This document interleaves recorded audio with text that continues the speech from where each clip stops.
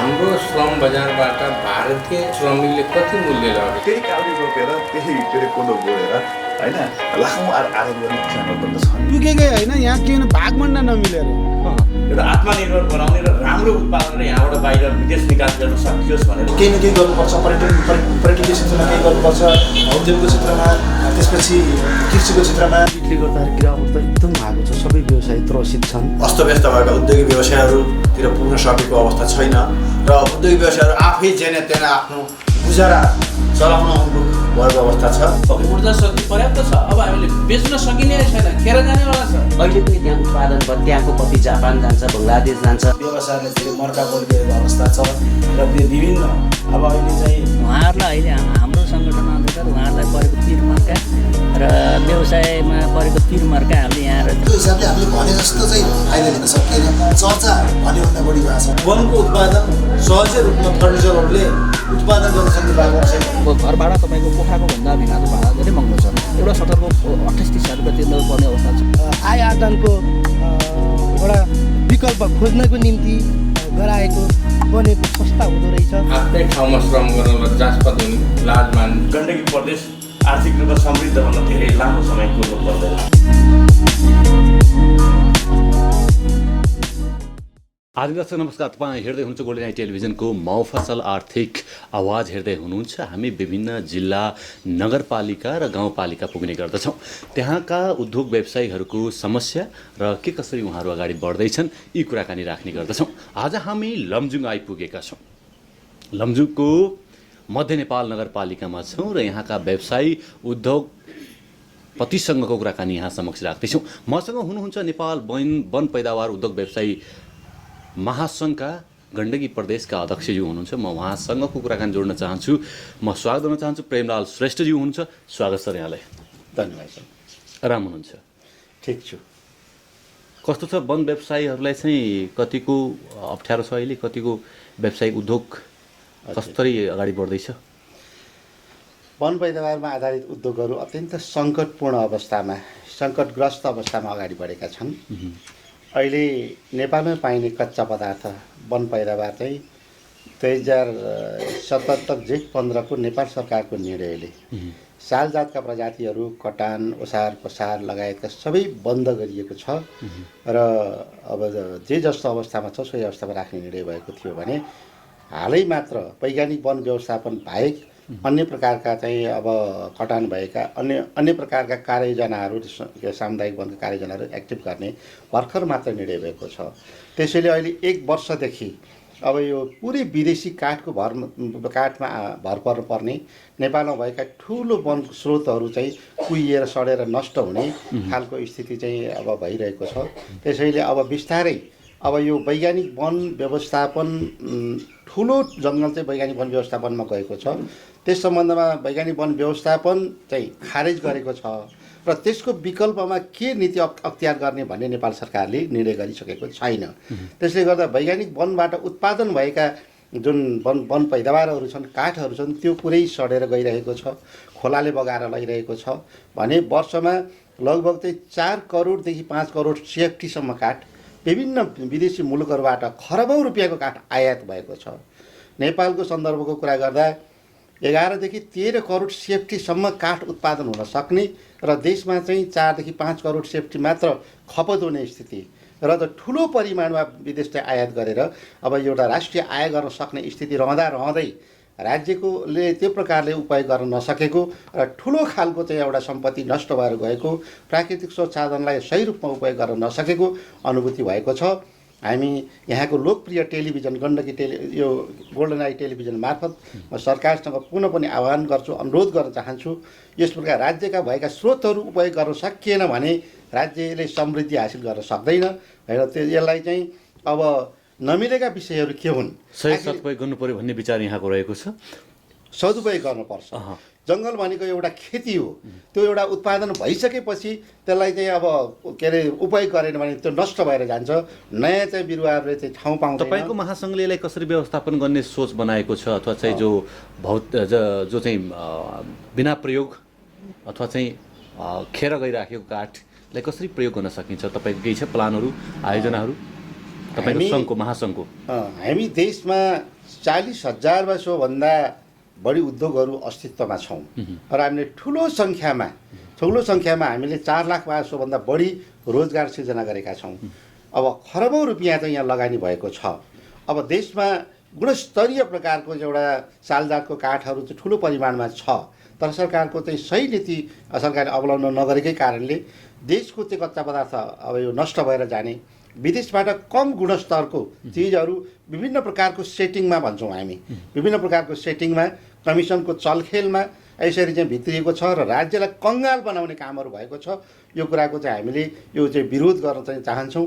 यो चाहिँ अब अविलम्ब सरकारले आफ्ना भएका प्राकृतिक स्रोत साधनलाई उपयोग गरेर देशलाई समृद्ध बनाउनेतर्फ चाहिँ अगाडि बढ्नुपर्छ भन्ने हाम्रो चाहिँ अनुरोध छ। अब हामी यसबाट देशलाई चाहिँ समृद्ध बनाउनेतर्फ हामी चाहिँ त्यसलाई वाहकको रूपमा अगाडि बढ्न तयार छौँ। हामी त्योभन्दा बढी रोजगार सिर्जना गर्न हामी सक्छौँ र लगानी थप गर्न सक्छौँ। सरकारले चाहिँ त्यो प्रकारले यसको यो जो मुद्दा तपाईँले उठाउनु भयो, यसको खास जिम्मेवार चाहिँ को, स्थानीय सरकार या केन्द्रीय सरकार? तपाईँको कोसँग समन्वय हुनुपर्ने हो? यो सङ्घीय सरकार। वास्तवमा संविधान त वन भनेको प्रदेश सरकारको एकल अधिकार सूचीमा छ। हुँदाहुँदै पनि सङ्घीय सरकारले अब यसलाई हस्तक्षेप गरेर पुरै रूपमा बन्द गरेको थियो र अहिले देशको चाहिँ अब सङ्घीय सरकारले नियमावलीहरू बनाइ नसकेको, त्यसको आधारमा प्रदेश सरकारले तपाईँको महासङ्घले चाहिँ प्रस्ताव लगेर जान्छ यसलाई यसरी लाँदा ठिक हुन्छ यो व्यवसायलाई? धेरै पटक चाहिँ अब प्रधानमन्त्रीज्यूसँग मन्त्रीज्यूसँग भेटेर अनुरोध गर्ने, ज्ञापन पत्र बुझाउने, आफ्नो सुझावहरू प्रस्तुत गरेका छौँ। अस्ति भर्खर मात्र हाम्रो चाहिँ महाधिवेशन सम्पन्न भएको छ। त्यहाँ मन्त्रीज्यूले हामी तुरन्त चाँडैभन्दा चाँडै नै यो वैज्ञानिक वनको सट्टामा अब अर्को एउटा कुनै प्रकारको उपयुक्त खालको नीति ल्याएर उपयोग गर्छौँ भन्ने वचन त दिनुभएको छ। तर यस्तो खालको एउटा चाहिँ गम्भीर विषयमा दैनिकै जस्तो चाहिँ अब करोडौँ रुपियाँ घाटा हुने विषयमा यसरी के अरे ढिलासुस्ती गरेर कुहिएर यो कार्यान्वयन किन हुँदैन, अथवा चाहिँ माथिबाट मन्त्रालयबाट कार्यान्वयन नहुनुको कारण यसको मुख्य समस्याको जड चाहिँ कुन चाहिँ के रहेछ पत्ता लगाउनु? अब के छ भने विदेशका काठहरू स्वदेशमा सजिलोसँग विभिन्न ठाउँमा चाहिँ अब चाहिँ विदेशको भन्ने बित्तिकै अब सबैले चाहिँ विदेश काठहरूलाई छोड्ने, नेपालको काठ एक्टिभ काठ कतै तलखेल गरे ओहो काठ आयो भनेर हेर्ने पनि त्यो हेर्ने दृष्टिकोणै पनि फरक छ। अब त्यो के छ भने काठको विकल्पमा विप्रयोग हुने यूपीवीसी, एल्युमिनियम लगायत विभिन्न प्रकार विदेशी काठहरू त हुँदै गएको छ। अब हामीलाई लाग्छ अब केही मान्छेहरूले, केही व्यक्तिहरूले त्यसलाई प्रभावमा पारेका छन्, विभिन्न खालको सेटिङ छ र चलखेल छ भन्ने मलाई लाग्छ। अब हामी सरकार र चाहिँ अब पदमै रहेका मन्त्रीज्यू अथवा त्यो क्याबिनेटले गरेको डिसिजन त्यो सबैलाई हामी त अब त्यो मुस्न चाहँदैनौँ, तर त्यो प्रकारको जालोबाट सरकार माथि उठ्न सक्नुपर्छ। त्यो प्रकारको चाहिँ अब त्यो प्रकार स्पष्ट आफ्नो चाहिँ प्राकृतिक स्रोत साधन के कस्तो छ, सरकार त्यसलाई उपयोग गरेर कहाँ जान सकिन्छ भन्ने कुरा चाहिँ लान सकिन्छ देशलाई भन्ने कुरा स्पष्ट बुझ्नुपर्छ। हामी त्यो विषयमा लामो समयदेखिबाट काम गरिरहेको हुनाले हामीले हाम्रा अनुभवले सिकेका विषयहरू सरकारलाई, प्रदेश सरकारलाई र सङ्घीय सरकारका चाहिँ मन्त्रीज्यू लगायतका सम्बन्धित निकायका चाहिँ सबै पदाधिकारीहरूलाई हामीले त्यो जानकारी गराउने, अनुरोध गर्ने काममा हामी गरिरहेका छौँ। अध्यक्षज्यू, मलाई थोरै के जानकारी राखिदिनुहोस् भने मध्य नेपाल नगरपालिकाका अन्य व्यवसायहरूका समस्या के देख्नु भएको छ तपाईँले? तपाईँको यो वन पैदावार बाहेकका अन्य व्यवसायहरूसँग के छ उहाँहरूको समस्याहरू? अब के छ भने कुनै पनि व्यवसाय सुरु गर्नुभन्दा पहिला उहाँहरूलाई नेपाल सरकारले एउटा उद्योग स्थापना गर्दा के अब यो सामान्य कागजात मात्र लिएर उद्योग स्थापना गरेर हुँदैन। उनीहरूलाई त्यो उद्योग सञ्चालन गर्न ज्ञान छ कि छैन, एक प्रकारको ओरिएन्टेसन छैन भने पनि उनीहरूलाई ओरिएन्टेसन गराएर कसले, स्थानीय सरकारले अथवा सरकारले गरिदिनु, सरकारको कुनै निकायले हामी विदेशमा त्यस्तै देख्छौँ, ओरिएन्टेसन गराएर त्यस सम्बन्धी अब ज्ञान दिएर मात्रै उद्योग स्थापना गर्ने। उद्योग स्थापना गरिसकेपछि एउटा 1 करोड रुपियाँको उद्योग स्थापना गर्नु छ भने 4 करोडको जमिन चाहिन्छ। त्यसले गर्दा जमिन सरकारले उपलब्ध गराए हुन्छ नि सस्तो भाडा दरमा, विद्युत, पानी जस्तो कुरा न्यून चाहिँ शुल्कमा उपलब्ध गराउने, त्यस्तै चाहिँ अनि सस्तो ब्याज सहायता उपलब्ध गराउने गर्यो भनेदेखि उसले ठुलो चाहिँ चाहिँ उसमा अङ्कमा उसले त्यो चाहिँ उद्योग सञ्चालन गर्न सक्छ, रोजगार सिर्जना गर्न सक्छ, वस्तु उत्पादन गर्छ, विदेशबाट आएका वस्तुहरूलाई प्रतिस्थापन गर्छ। त्यसले गर्दा यसरी नै उसले ट्याक्स तिर्छ र रोजगार सिर्जना हुन्छ र देशलाई समृद्ध र आत्मनिर्भर बनाउने त आखिरी उद्योगीहरूले हो नि। त्यो उद्योगतर्फ आवश्यक सरकारको ध्यान गयो जस्तो लाग्दैन। म थोरै यहाँ समक्ष जोड्न चाहन्छु। यो हामी सबै नेपाल सरकारलाई मात्र दोष थुपार्ने अथवा नेपाल सरकारको मात्र जिम्मेवारी हो भन्ने हो कि, अथवा चाहिँ तपाईँ हामी पनि विभिन्न सङ्घ संस्थाको नेतृत्व गरिराखेका छौँ, हाम्रो पनि जिम्मेवारी हुन्छ, हामी पनि त्यसलाई चाहिँ जिम्मेवार बोध गर्नुपर्ने हुन्छ, के हुन्छ खास कुरा? निश्चित रूपमा हामीले पनि गर्नुपर्छ। हामीले गर्न नपर्ने भन्ने होइन, सबै सरकारले आएर गरिदिने होइन। सरकारले एउटा राम्रो खालको असल नीति फर्मेसन गरिदिने हो।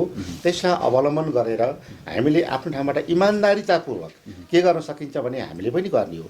तर सरकारले त्योले हेर्ने दृष्टिकोण व्यवसाय मैत्री हुन पर्यो, उद्योग मैत्री हुन पर्यो। हामी अहिले मासिक रूपमा ट्याक्स बुझाउन जान्छौँ, चर्को टन्टरा पुरै घाममा अत्यन्त अपमानित भएर घन्टौँ लाइन बसेर ट्याक्स बुझाउनु पर्ने स्थिति रहन्छ। व्यवसायलाई हेर्ने दृष्टिकोणै फरक हुन्छ। कुनै सरकारका विभिन्न संयन्त्रमा एउटा मिटिङमा बसिरह्यो भने व्यवसायले अलि एग्रेसिभ भएर कुरा गर्यो भने व्यवसाय भएर यस्तो के अरे एग्रेसिभ हुनु हुँदैन भने व्यवसायले हेर्ने दृष्टिकोणै यी हाम्रा मुठीका मान्छेहरू हुन् भन्ने प्रकारले सरकारले हेरेको पाइन्छ। अब त्यसो भएको हुनाले व्यवसायलाई अलिकता प्रमोट नगरेसम्म, उद्योग धन्दालाई अलिकता त्यो सरकारले सहयोग नगरेसम्म कसरी विकास हुन सक्छ? विभिन्न देशहरूले उद्योग धन्दाको माध्यमबाट चाहिँ जुन प्रकारको समृद्धि हासिल गरेका छन् त्यो त सरकारको सपोर्ट बिना त भएको छैन, त्यो प्रकारको उद्योग मैत्री नीति बिना त भएको छैन। कमसेकम छिमेकी मुलुकहरूबाट पनि हामीले सिक्न पर्ने हो। हामी व्यवसायहरूले गर्नुपर्ने कुरामा हामी तयार छौँ। हामी त्यो क्षेत्रमा सहयोग नपाउँदै प्रतिकूल वातावरणमा पनि हामीले यो प्रकारको सङ्घर्ष गरेका छौँ भने सरकारले अलि बढी सहयोग गर्ने जस्तो अलिकता सफ्ट लोनको चाहिँ व्यवस्था गरिदिने, त्यो प्रकारको प्रत्येक पालिकाहरूमा एउटा चाहिँ अब अहिले चाहिँ के औद्योगिक ग्रामको कुराहरू पनि आइरहेको छ, त्यो प्रकारले जमिन उपलब्ध गराइदिने, सस्तोमा चाहिँ विद्युत र पानी उपलब्ध गराइदिने, सुरक्षा उपलब्ध गराइदिने, हेर्ने दृष्टिकोण अलिकता फरक, एउटा कमसेकम ट्याक्स प्लेयरलाई दिने सम्मानको बारेमा पनि अलिकता यो सरकारलाई ट्याक्स तिर्ने मान्छे हो भने त्यो प्रकारको समाजले चाहिँ हेर्ने दृष्टिकोणमा निर्माण गरिदिने भन्ने हो भने सम्भावना भनेको प्रशस्त छ। सम्भावनाको थलो हो नेपाल। सम्भावनाकै कुरा गर्न चाहन्छु। मध्य नेपाल नगरपालिकामा तपाईँ लामो समयदेखि काम गर्दै आउनु भएको छ र विभिन्न सङ्घ संस्थाको नेतृत्व पनि लिनुभएको छ भने के सम्भावना देख्नु भएको छ? यहाँका युवाहरूको, यहाँका महिलाहरूको, होइन, यहाँहरूको व्यवसायहरूको सम्भावना के देख्नु भएको छ? प्रस्ताइदिनु भयो भने सहज हुन्छ मलाई। यो मध्य नेपाल पोखराबाट लगभग चाहिँ 30-32 किलोमिटर टाढा पर्छ। प्रदेश सरकारले यसलाई पोखराको सेटेलाइट सिटीको रूपमा विकास गर्ने भनेर आफ्नो कार्यक्रममा चाहिँ प्रस्तुत गरेको पाइन्छ। अब यहाँ मध्य पहाडी लोकमार्ग निर्माणाधीन अवस्थामा छ। अब 30-32 किलोमिटर भनेको लगभग चाहिँ पोखरा एउटा ठुलो त्यो एउटा सिटी छ। अब त्यहाँ बजार चाहिँको कुनै कमी छैन। दमौली, नारायणघाट, वीरगञ्ज, काठमाडौँसँग जोडिएको स्थल छ। यहाँ चाहिँ एउटा चाहिँ अब सबै प्रकारका जनशक्ति छ। विद्युत, पानी, यो विद्युत उत्पादक जिल्ला नै हो होइन, जनशक्ति पनि प्रशस्त छ। तर अलिकता त्यो प्रकार सरकारले अलिकता त्यो खालको कार्यक्रम ल्याइदिएर चाहिँ अब उद्योग धन्दाको विकास गराइदिनेतर्फ सोच ल्याइदियो भने यो यति धेरै सम्भावना बोकेको ठाउँ छ। कच्चा पदार्थ ल्याउन, तयारी वस्तु चाहिँ निर्यात गर्नको लागि होइन, अलिकता सस्तो जमिन होइन, खुलेको जमिन, जनशक्ति। अब लमजुङ त विद्युत उत्पादक जिल्लाको रूपमा त पहिचान नै बनाइसकेको छ, अझ थप्दै गएको छ, प्रशस्त सम्भावना देखिन्छ। तर चाहिँ त्यो प्रकारले पहल गर्न अहिलेसम्म गरेको देखिँदैन। हामी आह्वान गर्छौँ, हामीले त्यो अवसर पाऊँ, हामी त्यो चाहिँ हातेमालो गरेर अगाडि बढ्न तयार छौँ। अत्यन्तै सम्भावनाहरू छन्। तपाईँको महासङ्घले स्थानीय सरकारसँग सहकारी गरेर कुनै त्यस्ता कार्यक्रम ल्याउँदैन युवाहरूका लागि, महिलाहरूका लागि, उहाँहरूको आर्थिक विकासका लागि केही गर्छ कि गर्दैन? प्लानिङमा छ, के छ? अब अहिले अब हाम्रो महासङ्घ भनेर खास गरेर वन क्षेत्र अब सङ्घीय सरकारको नियन्त्रणमै छ। स्थानीय सरकारलाई त्यो प्रकारको खासै अधिकार दिएको देखिँदैन। अब के छ भने सङ्घीय सरकारको कानुन, त्यो ऐन र चाहिँ संविधानको आधारमा रहेर प्रदेश सरकारले ऐन बनाउनु पर्ने। अब संविधान र प्रदेश सरकारको ऐनको आधारमा चाहिँ स्थानीय सरकारले बनाउनु पर्ने। खालि एउटा निजी आबादीका सामान्य कुरामा दिन खोजे जस्तो देखिन्छ। स्थानीय सरकारले त्यो प्रकारको ऐन पनि बनाइसकेको छैन।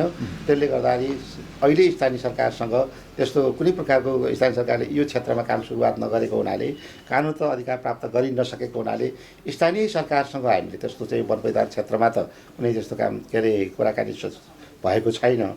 वास्तवमा यो प्रदेश सरकारले प्राप्त गरेको संविधानगत अधिकार एकल अधिकार समेत प्रदेश सरकारले पनि उपयोग गर्न नसकेको स्थिति र हामीले जुन सङ्घीयताको चाहिँ अब चाहिँ कुरा छ त्यो सबै अब काठमाडौँ नै जान नपरोस् सिंहदरबारै जान नपरोस् भनेर जुन प्रकारको एउटा प्रदेशमा अधिकार संविधानले बाँडफाँड गरेको छ त्यो पनि प्रदेश सरकारले उपयोग गर्न नसकेको स्थिति छ अथवा दोहोरो अधिकार तानातानको स्थिति छ अहिले चाहिँ। पक्कै पनि मलाई थोरै के जानकारी गरिदिनुहोस् भने मध्य नेपाल नगरपालिकालाई चिनाउनका लागि अथवा चाहिँ कसरी तपाईँले बुझ्नुहुन्छ र आम दर्शकलाई कसरी बुझाउनुहुन्छ अथवा चाहिँ के कारणले विशेष छ मध्य नेपाल नगरपालिका धार्मिक स्थलले अथवा चाहिँ पर्यटनका हिसाबमा के हिसाबले विशेष? हजुर, मध्य नेपाल आफैमा नामैले यसको चाहिँ परिचय दिएको छ।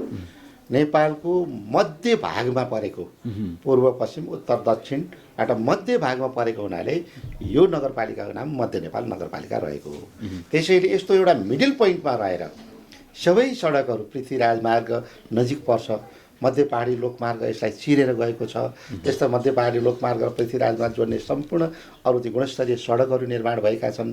यहाँ जलविद्युतको हिसाबले अत्यन्त चाहिँ यो धनी जिल्ला हो, यो उत्पादक जिल्ला हो। राज्यले चाहिँ त के अरे 10,000 मेगावाट उत्पादन गर्ने त 10 वर्षभित्र भनिरहँदा लमजुङले मात्र 1,000 चाहिँ मेगावाट विद्युत उत्पादन गर्नुपर्छ भनेर प्रतिबद्धता जनाएको थियो। अहिले नै जुन 145-50 मेगावाट विद्युत उत्पादन भइसकेछ भने धेरै जलविद्युतहरू अहिले निर्माणाधीन अवस्थामा छन्।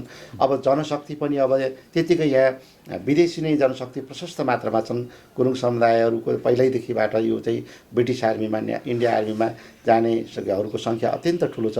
साँच्चै भन्दाखेरि प्रति घर चाहिँ नै एकजनाको दरले विदेशीको स्थिति छ र जनशक्तिको पनि ती सबै युवा जनशक्तिलाई रोकेर यहाँको चाहिँ यही रोजगार सृजना गरेर उद्योग धन्दामा लगाउन सक्ने हो भने पर्यटकको हिसाबले चाहिँ यो लमजुङ अत्यन्त अब यो चाहिँ अब विश्वमै चिनिएको अब यो चाहिँ के ग्रामीण पर्यटन घले गाउँ अब यो काउले पानी सिउरिङ लगायतका चाहिँ राइनासकोट लगायत थुप्रै चाहिँ नाम चलेका चाहिँ पर्यटकीय गाउँहरू त्यस्तै अहिले नयाँ सुरुवात भएका थुप्रै होमस्टेहरू छन्। लमजुङ हिमाल लगायतका यहाँ रमणीय स्तर अब तलपट्टि चाहिँ आधा घन्टा तल जस्तो भोलेटारमा हामी अलिअलि गर्मी सरेर बसेका छौँ। आधी घन्टा मात्रै माथि चाहिँ डडुवा करापुमा जाने भने चाहिँ जाडो हुन्छ। यहाँको चाहिँ अब चाहिँ एउटा भनौँ न हामीले खाने गरेको खाद्यान्न चामल यहाँ उत्पादन हुने चामल र त्यहाँ उत्पादन हुने चामलमा आकाश धरतीको फरक छ, धेरै मिठो छ। यसरी यस्तो एकदम प्राकृतिक रूपले नै अत्यन्त विविधता प्राप्त भएको होइन ठाउँमा अत्यन्त धेरै सम्भावना बोकेको स्थल हो। त्यसले गर्दा यहाँ निजी क्षेत्र सरकारले चाहिँ नै संयुक्त रूपमा चाहिँ कार्यक्रम बनाएर अगाडि बढाउने हो भने यसलाई समृद्ध बनाउने कुरामा रोजगार सिर्जना गर्ने कुरामा धेरै सम्भावना बोकेको स्थल हो भन्ने लाग्छ मलाई चाहिँ। धेरै धेरै धन्यवाद दिन चाहन्छु यहाँको अनुभव र यहाँका विचार मन्तव्य राखिदिनु भयो, मिठो संवाद गरिदिनु भयो, धन्यवाद दिन चाहन्छु यहाँलाई। हस् धन्यवाद। लमजुङ जिल्लाको मध्य नेपाल नगरपालिकामा छौँ र यहाँका व्यवसायका कुराकानी यहाँ समक्ष राख्दैछौँ। मसँग हुनुहुन्छ भोलेटार बजार एकाइका अध्यक्षज्यू हुनुहुन्छ जाकिर हुसेन मियाजी हुनुहुन्छ। म उहाँसँग कुराकानी यहाँ समक्ष राख्न चाहन्छु। स्वागत छ यहाँलाई। आराम हुनुहुन्छ? आराम छ। भोलेटार बजारको अध्यक्ष हुनुहुन्छ? हजुर, भोल्टार यो उदयबारी छ, भोल्टार एकाइको अध्यक्ष हुनुहुन्छ। कसरी चिनाउनुहुन्छ यो बजारलाई? के विकास भएको छ? कसरी बजार व्यवस्थापन गर्नुभएको छ? यो ठाउँ चाहिँ विशेष गरी अब यो देशमा चिनिने उस भनेको हाम्रो अब यो ऐतिहासिक इशानेश्वर महादेव मन्दिर, यसले गर्दाखेरि चाहिँ देशभरि चिनिने एउटा खास प्रमुख चाहिँ हाम्रो यो के भन्छ यसलाई चिनारीको रूपमा हामीले प्रयोग चाहिँ धार्मिक हिसाबले त्यसलाई प्रयोग गर्दै आइरहेका छौँ। व्यावसायिक हिसाबले चाहिँ हाम्रो यो लगभग पश्चिम लमजुङको जति पनि यहाँभन्दा माथिको छ हाम्रो 5वटा गाविसहरू पहिलाको ती गाउँहरूको चाहिँ नै यो प्रमुख बजारको केन्द्रबिन्दु हाम्रो यो भोलेटार बजार र पारिपट्टि छ राम बजार। यो दुईवटा चाहिँ नि हाम्रो माथिपट्टि भएकै पहिलाको पुरानो यो 5वटा गाविसहरूको प्रमुख चाहिँ यो केन्द्रबिन्दु नै हो। यो चाहिँ भोलेटार बजार एकाइ समितिको अध्यक्ष अथवा चाहिँ नेतृत्व गर्दै हुनुहुन्छ। के जिम्मेवारी हुँदो रहेछ नेतृत्वमा? हामीले अब यहाँ हाम्रो भइरहेका व्यवसायहरू चाहिँ के छ भने व्यावसायिक हिसाबले अब कुनै दक्षता हासिल गरेर आएका खासै त्यस्तो व्यवसायहरू हाम्रो छैनन्। उयो पहिल्यैदेखि बाबुआमाले गरिरहेको व्यवसायहरूलाई चाहिँ सम्हाल्ने होइन, अनि त्यस पछाडि अर्काले गरेको देखेर चाहिँ के गर्दा हुन्छ कि त भनेर प्रयास गर्ने। दक्षता हासिल नभइकन त्यत्तिकै चाहिँ नि अब अर्काको देखेकै भरमा चाहिँ व्यवसाय सञ्चालन गरेका। म त्यहीँनिर जोड्न चाहन्छु। फेरि दक्षता हासिल नभएका भन्नुभएको छ, दक्ष बनाउनमा तपाईँको भूमिका तपाईँको एकाइ समितिको जिम्मेवार रहन्छ, जिम्मेवार हुनुहुन्छ कि हुनुहुन्न? त्यस्ता व्यवसायीहरूलाई हामीले चाहिँ अहिले तत्काल हामी निर्वाचित भएर आए पछाडि हाम्रो कार्य समितिले हामीले यो हाम्रो 1 वर्षको अहिलेको तत्कालको लागि 1 वर्षको कार्ययोजना बनाएका छौँ। त्यसमा चाहिँ व्यावसायिक दक्षता सम्बन्धी सिपमूलक तालिम जुन चाहिँ स्थानीय तहसँग र समन्वय गरेर स्थानीय तहसँग समन्वय गर्ने र हामीभन्दा माथिल्ला जुन उद्योग वाणिज्य सङ्घकै जिल्ला र केन्द्रसम्मको उसबाट पनि विभिन्न अरू सङ्घ संस्थासँग समन्वय गरेर चाहिँ उनीहरूलाई लक्षित हामीले कार्यक्रमहरू बनाएका छौँ। के कार्यक्रम छन् त्यसमा हामीले अब यो के छ भने अहिले तत्कालै हामीले अहिले गरिसकेको काम भनेको के हो भने अब सञ्चालन व्यवसाय गरिसक्यो। त्यसमै के भयो भने व्यवसाय सुरु गर्यो उनीहरूलाई चाहिँ सामान्य हामीले यो वार्षिक रूपमा सरकारले तिर्नुपर्ने कर कहिले तिर्ने त्यस्तोसम्मको पनि ज्ञान नभएको जानेर हो वा भुलवश त्यस्ता व्यवसाय तत्काल हाम्रो यो फागुन मसान्तसम्म नेपाल सरकारले ल्याएको यो कर छुटको एउटा स्किम थियो। त्यसको चाहिँ हामीले लिस्ट जिल्ला यो करदाता सेवा कार्यालयबाट अस्ति भर्खर शिवरात्रिको 1 दिन अगाडि मात्रै प्रदान भयो। जम्मा 1 दिनको मात्रै टाइम थियो हामीसँग। हामीहरू यो 2टा वडा पारी 7 नम्बर र 6 नम्बर गर्दाखेरि पनि लगभग 80-90 जना व्यवसायीहरूले अब पसल दर्ता गरे पछाडि उहाँहरूले करै नदिनु भएको रहेछ। अब लगभग कुनैको चाहिँ कति 47 सालदेखिको पनि देखियो। 47 सालमा फर्म दर्ता गरेर व्यवसाय गर्नुपर्छ, कर तिर्नु भएको छैन अहिलेसम्म। कतिको चाहिँ अब बिचबिचमा गरेको पनि त्यसरी नै अब कुनै साल तिर्ने कुनै नतिर्ने गर्दाखेरि हामीले त्यो लिस्ट मगाएर हामीले व्यवसायीहरूले अनि तत्कालको अहिलेको स्किममा परेको जुन 4 वर्षको लगातार तिर्यो त्योभन्दा अगाडिको चाहिँ छुटको व्यवस्था थियो। त्यसमा ती सबै व्यवसायीहरूलाई हामीले नै समन्वय गऱ्यौँ, कतिलाई पठायौँ, जान नभ्याउनेहरू त्यस्तो भएको नै हामीले सङ्कलन गरेर जिल्लामा लगेर उनीहरूको चाहिँ अब त्यो कर तिरेर अब चाहिँ रेगुलर यसरी गर्नुपर्छ है भन्ने खालको एउटा उनीहरूलाई यहीँ चाहिँ के अरे तालिमको तपाईँ प्रत्यक्ष विभिन्न व्यवसायसँग जोडिनु भएको छ होइन? कुन व्यवसाय अथवा चाहिँ के व्यवसाय युवाले गर्दाखेरि मध्य नेपाल नगरपालिकामा फर्स्ट आउँछ अथवा चाहिँ एउटा उदाहरण बन्न सक्छ? हामीले अब यहाँ प्रमुख अहिले हामीले देखेको चाहिँ कृषि सम्बन्धी नै हो। हाम्रो यो ठाउँ हेरी है माटो हेरेर के छ भने अरू ठुल्ठुला उद्योगहरूमै हामीले अब देख्न त सपना मात्रै देखेर भएन, लगानी गर्ने हाम्रो हैसियत हुनु पर्यो ठाउँको नागरिकहरूको। कृषि भनेको किनभने आफ्नै भइराखेको जग्गा जमिन छ अनि त्यसपछि अब यो प्राकृतिक हिसाबले पनि हामीले सजिलो नै छ कृषिको लागि। अनि अब अहिले तत्काल युवाहरूलाई कृषिमा चाहिँ नेपाल सरकारले स्थानीय तहबाट विभिन्न चाहिँ अब के अनुदानहरू आइराखेको हुन्छ, त्यसलाई चाहिँ लिएर अब त्यसलाई प्रयोग गरेर अब त्यसलाई चाहिँ सदुपयोग गर्नु राम्रोसँग सदुपयोग गर्नु पऱ्यो, दुरुपयोग गर्नु भएन। त्यो गर्दाखेरि चाहिँ कृषिमा राम्रै देखिएको छ यतिखेर भइराखेको हाम्रै व्यवसायी युवा साथीहरू पनि गरिराख्नु भएको छ, उहाँहरूको प्रगति पनि राम्रै देखिरहेको छ। माछा पालन छ, कुखुरा पालन, गङ्गुर पालनहरू अनि बाख्रा पालन सम्बन्धी छ र अरू चाहिँ यो तरकारी सम्बन्धी खेती पनि तत्काल चाहिँ नै गरिराख्नु भएको छ यतिखेर। त्यसले गर्दाखेरि नयाँ व्यवसायहरूलाई चाहिँ आउन चाहनेहरूलाई त्यो पनि एउटा राम्रो अवसर नै हो। त्यसपछि अब पर्यटनको सम्भावना कतिको छ यहाँ? पर्यटन धार्मिक स्थल त राम्रो छ नि, यो धार्मिक स्थल यो धार्मिक स्थल चाहिँ हामीले भन्दाखेरि हामी सबैको अगाडि भन्छौँ नेपालको चाहिँ दोस्रो ठुलो महादेवको मन्दिर हो, पशुपतिनाथ पछाडिको चाहिँ यो दोस्रो हो भनेर हामी चाहिँ व्याख्या गर्छौँ। तर त्यसलाई मात्रै व्याख्या गरियो, त्यसलाई व्यवस्थापन गर्न सकिएन। त्यसलाई कसको जिम्मेवारी हो त्यो व्यवस्थापन गरिदिनु पर्ने? त्यसमा चाहिँ हाम्रो पहिल्यै चाहिँ यहाँ एउटा संस्था छ इशानेश्वर महादेव मन्दिर क्षेत्र विकास समिति भन्ने। अब पहिला उहाँहरूले संस्था त दर्ता गरिसके पछाडि त्यो भूमिका हामीहरूलाई के लाग्छ भने उहाँहरूले गर्नुपर्ने हो त्यो चाहिँ, तर उहाँहरूले हामीले सोचेअनुसार गर्न सक्नु पाएन। तपाईँको भूमिका हुन्छ कि हुँदैन, अथवा तपाईँको जिम्मेवार हो कि होइन? तपाईँको संस्था म आफै एउटा हेर्नु है, व्यक्तिगत होइन संस्थाको हिसाबमा कुरा म भन्छु, म आफू मुस्लिम छु ओके होइन। अब यहाँ छ हामी धेरै त हामी यहाँ अब अरू धर्मावलम्बीहरू बढी छौँ, तर पनि त्यो चिजलाई चाहिँ नै जो राष्ट्रमा चिनाउनको लागि त्यसको उन्नतिको लागि कहाँ के गर्नुपर्ने समितिमा बसेर हुन्छ कि समितिभन्दा बाहिर भएर हुन्छ कि त्यो म आफूले नै अग्रसरता दिएर त्यसको लागि चाहिँ हामीले काम चाहिँ मैले गरिराखेको छु। त्यसलाई चाहिँ के कसरी गर्नुपर्ने भन्ने कुरामा कुनै पनि काम हामी पछि हटेका त छैनौँ, तर अब स्थानीय तहसँग मिलेर चाहिँ त्यसलाई प्रयोग गरेर कमसेकम चाहिँ बाहिरको देशभित्रका अब केही नभए पनि इन्डिया र हाम्रो नेपालभित्रको पर्यटकहरू मात्रै पनि यहाँ चाहिँ भित्राउन सकियो। यताबाट आएर इशानेश्वर महादेवको मन्दिर दर्शन गर्ने होइन, त्यस पछाडि यता हुँदै मुक्तिनाथ जाने एउटा ट्र्याक यसलाई बनाउन सकियो भने त्यसबाट पनि अब यो धार्मिक पर्यटकलाई चाहिँ हामीले यहाँ भित्राउने सम्भावना चाहिँ राम्रै छ। अन्य के देख्नु भएको छ अन्य सम्भावनाहरू पर्यटनमा? पर्यटनमा चाहिँ अब हाम्रो प्रकृतिले त एकदमै यो सुन्दर ठाउँ पनि हुने हो, किनभने मादी नदी छ। अब यसमा जुन के भन्छ यो के अरे ऱ्याफ्टिङको त्यो पनि सम्भावना हो। पहिला हामी सानो हुँदाखेरि त देख्थ्यौँ, तर अहिले अब यो त्यो के भयो त्यो खासै पर्यटकहरू आएको पनि देखिँदैन। ऱ्याफ्टिङ गरेर यताबाट आउने र यता सेती हुँदै के अरे नारायणसम्म पुग्ने त्यो ग्रुपहरू सानोमा चाहिँ देखिन्थ्यो। अहिले चाहिँ खासै त्यस्तो पर्यटक देखिएको छैन। त्यो छ। अनि त्यसपछि हाम्रो अब यहाँभन्दा माथितिर छ सामुदायिक अब यो के भने एउटा समुदायको बस्ती गुरुङहरूको बस्तीहरू भएको माथि राम्रो छ। एकाको एरिया परिक्षम क्षेत्रहरू पनि हो। त्यसलाई गरेर चाहिँ अब यो होमस्टे जस्तो कार्यक्रमहरू चलाउन सकियो भने त्यो पनि बाहिरबाट आउने पर्यटकहरूलाई बस्न खानको लागि चाहिँ त्यो पनि एउटा आधार हुन्थ्यो, व्यवसाय पनि हुन्थ्यो। अब अहिले नै हामीले यहाँभन्दा पहिला अघिल्लो साल उद्योगवासिङ जिल्ला कार्य समिति र हाम्रो यहीँको इकाइ मिलेर नै यहीँको मध्य नेपाल 10मा डडुवालाई एउटा होमस्टेको रूपमा चाहिँ नै कार्यक्रम बनायौँ। उनीहरूको त्यो समुदायलाई तालिम पनि दियौँ हामीले, दिएर चाहिँ त्यसलाई सुरु गर्न लागेका छौँ। त्यो स्थानीय तहले त्यसको लागि सहयोग पनि गर्नुभएको छ। तपाईँ युवा पनि हुन्छ, थोरै युवा व्यवसायका कुरा गर्न चाहन्छु। हजुर, के छ यहाँका युवाहरूलाई कता डोर्याउने अब तपाईँ? हामीले चाहिँ यो युवाहरूले चाहिँ यस व्यावसायिक हिसाबमा दक्षता बनाएर यही ठाउँमै बसेर सकेसम्म बाहिर नगइकन आफ्नै ठाउँमा कुनै न कुनै एउटा व्यवसाय गरौँ र केही 1-2 जना व्यक्तिहरूलाई सकिन्छ भने रोजगार दिने खालका व्यवसायहरू गर्न सकियो भने अब आफ्नो लागि पनि र समाजको लागि पनि राम्रो हुन्थ्यो होला भन्ने हाम्रो धारणा हो।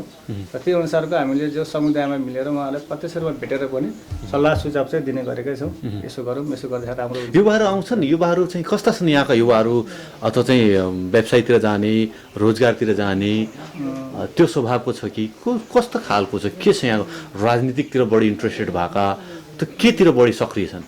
यस्तो यतिखेर अब अहिलेको हाम्रो देशकै माहौल हेर्दाखेरि राजनीतिसँग कोही न कोही नजोडिएको र राजनीतिमा चासो नदिने भन्ने प्रायः कोही पनि छैन होला जस्तो लाग्छ म आफूलाई पनि, होइन? तैपनि अहिले यहाँको हाम्रो व्यवसायहरू चाहिँ जे होस् आफै नै केही गर्नुपर्छ। व्यवसायिक रूपमै लागेर चाहिँ नि हामी चाहिँ अर्काको पछि मात्रै दगुर्ने होइन, आफ्नो खुट्टामा आफू उभिने र यहीँ बसेर आफ्नो घर परिवारसँगै बसेर चाहिँ केही कमाउनुपर्छ भन्ने सोच चाहिँ हाम्रो यहाँको युवाहरूमा त्यो चाहिँ छ जस्तो लाग्छ। किनभने अहिले अधिकांश युवाहरू चाहिँ यही हामी अहिले कार्य समितिमा आए पछाडि पनि यही इकाइबाट लगभग 10-12 जना चाहिँ हामीले नयाँ फर्महरू दर्ता गरेर व्यवसायमा लागेको थाहा पाइसकेका छौँ। भनेपछि त्यो चेतना अब चाहिँ हामीमा आएको हो कि? त्यो चेतना वृद्धि गर्नका लागि, विकास गर्नका लागि तपाईँ पनि त पहल हुन्छ होला नि, होइन? त्यसको लागि हामीले स्थानीय तहसँग मिलेर अब त्यही कार्यक्रम ल्याउने, युवाहरूलाई त्यही हो अब सिपमूलक कार्यक्रम। कहिले यस्तो हुँदैन? मलाई मेरो मनमा लागेको कुरा तपाईँलाई कतिको हुन्छ, कहिले काहीँ सबै नगरपालिका अथवा सबै वडाका चाहिँ युवाहरूलाई चाहिँ समेटेर व्यावसायिक जीवन बनाऊ भन्ने त्यस्ता अभियानहरू चलाउँदा के हुन्छ त्यसले केही त प्रभाव पार्छ नि? तपाईँले ठ्याक्कै भन्नुभयो, त्यही अनुसारको हाम्रो अहिलेको वार्षिक कार्ययोजनामा हामीले अभियान मात्र चलाउनु, केही गर्नु परेन, व्यवसाय गऱ्यो भने यो हुन्छ भनेर। यो जस्तै यहाँको कुनै युवा हुनुहुन्छ, कोही चाहिँ राम्रो व्यवसाय गरिरहेछ, राम्रो कमाइरहेछ भने उहाँलाई लगेर उदाहरण देखाइदिने, त्यो देखाइदियो भने केही हामीले स्वदेशको अथवा चाहिँ यो देशको श्रमलाई यही देशमा रोक्न सकिन्थ्यो। के छ अथवा चाहिँ कतिको तपाईँलाई यो कुरा सहज लाग्यो? सहज लाग्यो हामीले पनि अहिले गर्न खोजेको त्यही नै हो। हाम्रो कार्यक्रमभित्र तपाईँले जुन कुरा भन्नुभयो त्यो हाम्रो कार्यक्रमभित्रै छ। त्यो हामीले चाहिँ यो वैशाखकै महिनामा हो त्यो कार्यक्रमको हामीले डेट बनाएको छौँ। स्थानीय तहसँग चाहिँ हिजो भर्खरै मेयर साहबसँग भेटेर हाम्रो यस्तो कार्यक्रम छ। अब किनभने हामी आर्थिक रूपमा चाहिँ हाम्रो इकाइ भनेको केही पनि छैन कि, त्यो भए पछाडि आर्थिक रूपमा हजुरहरूले एउटा कार्यक्रमको लागि चाहिने सामान्य चाहिँ व्यवस्थापन तपाईँले गरिदिनुहोस् र कार्यक्रममा चाहिँ बाहिरबाट कुन व्यक्तिहरू बोलाउनु पर्ने, जिल्लाको व्यक्तिहरू, त्यो त उदाहरण। किन युवाहरू नै लागेका हाम्रा उद्योगिक व्यवसायहरू छन्, सोध्न मन लाग्यो मलाई प्रोत्साहन गर्ने खालको। जस्तै तपाईँ अध्यक्ष हुनुहुन्छ, मान्छे कुनै पनि संस्थाको अध्यक्ष हुँदाखेरि हामीलाई के लाग्छ भने सब थोक उहाँले हेर्ने हो, सबै थोक उहाँलाई चाहिँ भन्न मिल्छ भन्ने पनि हुन्छ, अथवा चाहिँ मेरो दुःख सुखमा पोख्ने हो भन्ने पनि मिल्छ। यो बिचमा त थुप्रै समस्या आयो व्यवसायहरूलाई, तपाईँले फेरि नजिक पनि हुनुहुन्छ, जोडिनु भएको छ। तपाईँका आयो दुःख सुख पोख्न अथवा चाहिँ यो भयो अध्यक्षज्यू हामी कसरी जाने? होइन, आउनुहुन्छ व्यवसायहरू हरेक कुरामा चाहिँ उहाँहरूलाई परेको समस्याको लागि फोन नम्बर खोजेर हुन्छ कि घरमै आएर भेटेर हुन्छ कि व्यवसायहरू चाहिँ यहाँ भएका चाहिँ जुन व्यवसाय नगरेका व्यक्ति पनि यसो गर्दा कस्तो हुन्छ भन्ने जुन उहाँहरूलाई परेको समस्या छ नि। अब यही कोरोनाकै जुन अब यो महामारीले कति व्यवसायहरूलाई त कति धरापमै पनि बनायो, ब्याङ्कको ब्याज पनि तिर्न नसक्ने, तत्काल व्यवसाय सञ्चालन सुरु गर्न नसक्ने, कामदारहरूलाई अड्याउन पनि नसक्ने अवस्था थियो। त्यस्तै बेलामा पनि हामीले विभिन्न सहकारीहरूसँगै मिलेर अनि त्यसपछि उहाँहरूलाई चाहिँ अब कमसेकम सुरु गरिराखेको पहिलाको व्यवसायहरूलाई चाहिँ अब नयाँ ऋण प्रवाह गर्ने अवस्था होला नहोला त्यो त उनीहरूले आफ्नै नीतिको दिशामा चल्ने कुरा हो। तर पुराना व्यवसायहरूलाई अड्याउन पनि के कसो गर्नुपर्छ भनेर हामीले यहीँ भएका अब स्थानीय तहमा भएको वित्तीय संस्थाहरूसँग मिलेरै उहाँहरूलाई चाहिँ नि राय सल्लाह उहाँहरूसँगै बसेर चाहिँ ती व्यवसायीहरूको चाहिँ अब त्यो ऋणलाई पछाडि धकल्ने तत्कालको केही प्रतिशत भए पनि ब्याजमा चाहिँ छुट गर्ने त्यस्ता खालका कार्यक्रम पनि हामीले बनाएर उहाँहरूको माग अनुसारको चाहिँ के कति गर्न सकियो त्यो चाहिँ गर्न हामीले त्यो गरेका छौँ त्यो कार्यक्रम त। तपाईँ कार्यकाललाई सरसर्ती समरी गर्दाखेरि अथवा चाहिँ सम्झिँदाखेरि कसरी सम्झिने के कार्य भयो तपाईँ कार्यकालमा अनि के गर्न बाँकी छन् के गर्ने सोचमा हुनुहुन्छ? तत्काल हामी त अब अहिले निर्वाचित भइरहेको छौँ 2 महिना मात्रै भएको छ भर्खरै हो अझै 3 वर्ष त हाम्रो बाँकी नै छ होइन। त्यसो भए कार्ययोजना सुनाइदिनुहोस्। हामी जो अबको 3 मध्य नेपाल नगरपालिकालाई अथवा चाहिँ यहाँको भोलेटार बजार 21 को अध्यक्ष हुनुहुन्छ, यसलाई थप आकर्षक थप व्यवस्थित बनाउनका लागि तपाईँले के कार्ययोजना तयार गर्नु भएको छ? यस्तो छ हामीले चाहिँ अब यो 3 वर्षभित्र मेरो लक्ष्य चाहिँ के हो भने हाम्रा यहाँ भइरहेका सम्पूर्ण व्यवसायहरूलाई हामी सबैलाई चाहिँ नेपाल सरकारको कर नीतिको दायराभित्र हामी सबै ल्याउनेछौँ। किनभने हामी कतिपय व्यवसायहरू चाहिँ कर नतिरिकन पसल मात्रै सञ्चालन गर्ने, कहीँ दर्ता पनि छैन केही पनि छैन, त्यतिको चलाइरहेको छ। कमसेकम उहाँहरूलाई चाहिँ करको दायरामा नेपाल सरकार नीतिभित्र ल्याएर राख्न सकियो भने उहाँहरूको व्यवसाय पनि सुरक्षित भयो, उहाँहरूको आम्दानी पनि एउटा त्यसलाई पछि गएर ब्ल्याक मनी भन्नु मिलेन नि त। त्यसमा हामीले उहाँहरूलाई चाहिँ व्यावसायिक सुरक्षाको लागि चाहिँ पहिला अब नेपाल सरकारको उसमा त ल्याउनै पर्यो। त्यस पछाडि यहाँका व्यवसायीहरूलाई हाम्रो यही इकाइबाटै नेपाल सरकारलाई तिर्नुपर्ने कर सम्बन्धी र जुन अब यो संस्थागत नवीकरण सम्बन्धीका कामहरू पनि हामीले यहीँबाटै आफ्नै इकाइले आफ्नो चाहिँ एउटा के भन्छ सचिवालय स्थापना गरेर उहाँहरूको हरेक समस्याहरू चाहिँ हामीले नै त्यो यहीँबाट मेटाउने खालको समाधान गर्ने खालको काम चाहिँ हामीले गर्नेछौँ। त्यसपछि सम्पूर्ण व्यवसायीहरूलाई अब यो के भन्छ व्यावसायिक शुद्धिकरण एउटा किसिमको पसल दर्ता छ तर उहाँहरूले चाहिँ सामग्री बिक्री गर्दाखेरि अर्कै खालको बिक्री गरेर राख्नुपर्को छ। हाम्रो यहाँको व्यवसायीहरूको समस्या त्यही हो कि कुनै अब अलिकति धेरै पैसा भएको मान्छेले एउटा सानो एउटा फर्म दर्ता गर्दै उसले अनि 5-7 थरीको आइटम सबै उसैले बेचिदिरहेको हुन्छ अनि अर्को व्यवसाय अनि कुनै चाहिँ दर्तै नगरिकन पनि फेरि यो त्यो आमुन्ने सामुन्ने भएको ठाउँमा त्यस्तै पसलहरू सञ्चालन गर्ने भइरहेको छ। त्यसले गर्दाखेरि बजार व्यवस्थापनमा तपाईँको ध्यान जाने भयो। मेन चाहिँ बजार व्यवस्थापन र अनुगमन। अब किनभने हामीले व्यवसाय गरेर व्यापारीको मात्रै फाइदाको लागि हेरेर पनि भएन, हामीले त के भन्छ पब्लिकको गुनासो पनि सुन्नु। स्थानीय सरकारले तपाईँका कुराहरू तपाईँका प्रपोजलहरू तपाईँका विचारहरू तपाईँको कार्ययोजनाहरू सुनाउनु भएको छ? कतिको सहज छ, कतिको सकारात्मक हुनुहुन्छ, कसरी सहयोग गर्नुहुन्छ स्थानीय सरकार अथवा स्थानीय प्रतिनिधिहरूले जनप्रतिनिधिहरूले? हामीले अहिलेसम्म चाहिँ हाम्रो इकाइको हकमा यहाँभन्दा अगाडि स्थानीय तह र हाम्रो उद्योगवाद सङ्घ भोल्टार इकाइ बिच चाहिँ खासै त्यसरी समन्वय भएको हामीले देखेनौँ। हुन त उहाँहरूले भवन निर्माणको लागि के अरे अलिकति पैसा लगानी गरेर भवन निर्माणको काम चाहिँ सुरु चाहिँ गराइदिनु भयो, तर अन्य व्यवसायिक हिसाबमा कुनै पनि व्यवसायसँग चाहिँ समन्वय गरेर हामीसँग समन्वय गरेर कुनै पनि कार्यक्रम आएको पाएनौँ। अहिले चाहिँ हामीले अब पेस गरेका छौँ स्थानीय निकायमा, जहाँसम्म लाग्छ अबको उसमा चाहिँ सुनवाई हुनेछ भन्ने आशा छ। जाकिर हुसेनजी, यहाँले मिठो कुरा गरिदिनु भयो, मिठो संवाद राखिदिनु भयो, यहाँप्रति आभार व्यक्त गर्न चाहन्छु, धेरै धेरै धन्यवाद व्यक्त गर्न चाहन्छु। हजुरहरूले पनि अब जस यो ठाउँमा आएर हाम्रो यहाँ भएका व्यवसायीहरूको के छ पिरमर्का बुझ्नको लागि हजुरहरूको गोल्डन नाइट टेलिभिजनबाट यो अवसर हामीलाई दिनुभएकोमा हजुरहरू पनि विशेष thank you so much, thank you.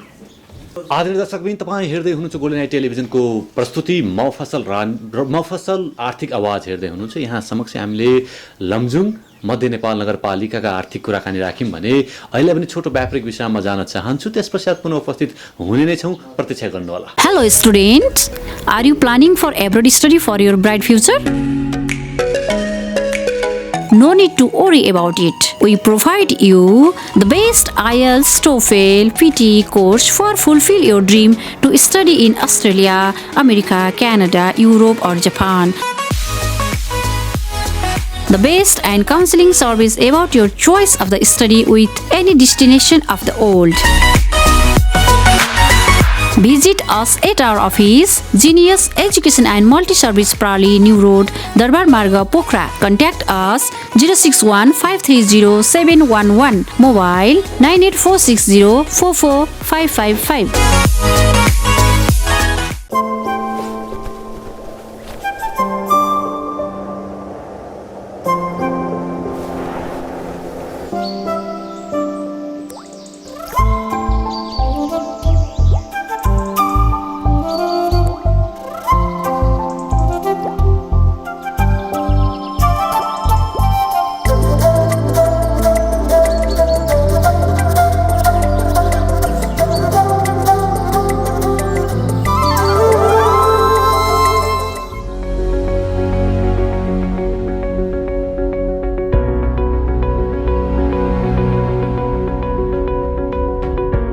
Experience of the purity of nature. Lotus Spring Water, Pokhara 26 Rakhidara. Contact 9819116170 985604193. Natural test with purity. Arogyadham homoeopathic हस्पिटलमा निको भएका रोग र समस्याहरू, एक हर नचल्ने, मुख बाङ्गो हुने, बोल्न नसक्ने, बात, हाड जोड्ने, नसाका रोगहरू, युरिक एसिड, हड्डी खिएको, नसा च्यापिएको, ढाड दुख्ने, पाइल्स, दिशा गर्न गाह्रो हुने, दिशा गर्दा रगत आउने, मासु पलाएको, फिसर, फिस्टुला, पिनास तथा नाकको एलर्जी, रुगा लागिरहने, दम बढ्ने, हाच्छु आउने, दम रोग, खोकी लागिरहने, कपाल झर्न तुरुन्तै रोक्ने, उमार्ने, लामो बनाउने, छालाका हरेक समस्याहरू, डन्डीफोर, चिलाउने, कालो पोतो आदि, महिनावारी गडबडी तथा स्त्री रोगहरू, टन्सिल, हात खुट्टामा आउने मुसा, पेटका नयाँ तथा पुरानो रोगहरू, ग्यास्ट्रिक, अल्सर, कब्जियत, भोग नलाग्ने, पेट पोल्ने, फुल्ने, अमिलो पानी आउने, मृगौलामा पत्थरी पर्ने जस्ता समस्याहरू आदि, उच्च रक्तचाप, सुगर र थाइरोइड जस्ता समस्या भएमा तुरुन्तै सम्पर्क गर्नुहोला। सम्पर्क आरोग्यधाम होमियोप्याथिक हस्पिटल प्राली तथा आरोग्य होमियो फार्मेसी, पोखरा 10 इन्द्रचोक, पोखरा रङ्गशाला नजिकै 24 घण्टा सेवा भइरहने जानकारी गराउँदछौँ।